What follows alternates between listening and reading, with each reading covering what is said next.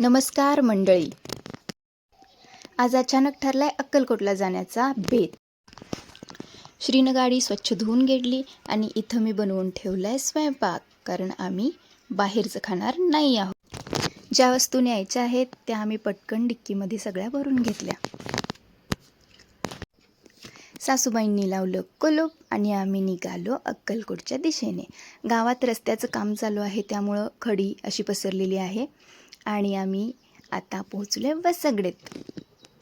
मस्तपैकी शाळेला केला आता बाय बाय. आज काय आम्ही शाळेला येत नाही म्हणलं आणि बाय बाय करून आम्ही निघालो पुढच्या दिवशी. सगळाच रस्ता आता सुपर फास्ट झालाय, त्यामुळं लवकर पोहोचतं.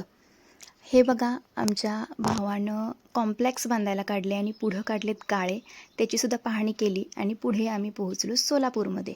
सोलापूरमध्ये खूपच ट्रॅफिक होतं आणि अक्कलकोटमध्ये नेहमी काही ना काहीतरी बदल होत असतो. बराच चेंज झालेला आहे. तब्बल 1.5 वर्षानंतर आज मी अक्कलकोटला आले होते. इथे बघा, वेगळा विषय आहे. म्हणजे आपल्या नावापासून ते वेगवेगळ्या देवांच्या आकारामध्ये चित्र काढून देत. प्रकट दिनानंतर आणि हा पहिलाच रविवार असल्यामुळे खूपच गर्दी होती. खूप मोठ्या मोठ्या रांगा लागल्या होत्या. आम्ही नेहमी अक्कलकोटला येतो, त्यामुळं इथं हे जे काका आहेत दुकानदार, ते फारच ओळखीचे झाले आहेत आणि आम्ही नेहमीच त्यांच्याकडे जातो. तर तिथून मस्तपैकी नारळ वगैरे घेतला आणि आम्ही पोहोचलो दर्शनाच्या रांगेमध्ये. खूपच मोठी रांग होती.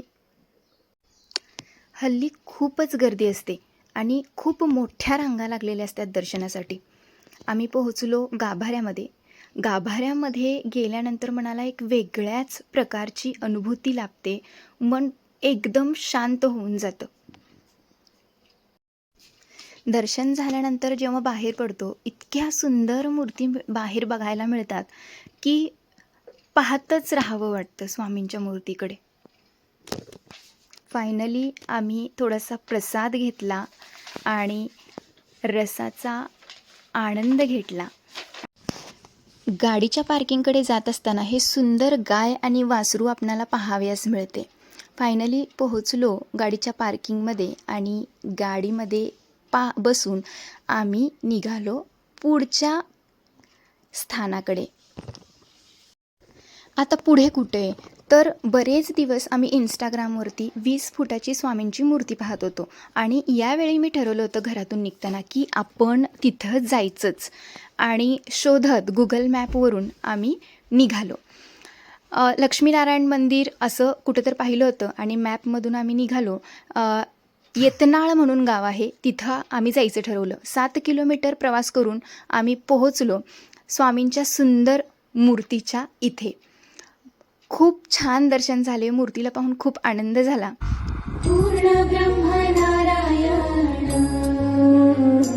देव स्वामी समर्थ, स्वामी समर्थ, कलियुगी अक्कलकोटी, हरे वैकुंठनाथ, वैकुंठनाथ, आरती स्वामी राजा.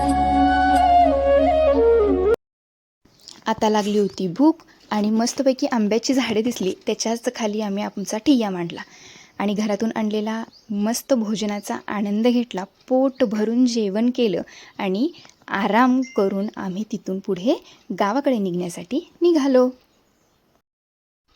भेटू पुढच्या ब्लॉगमध्ये. तोपर्यंत बाय बाय.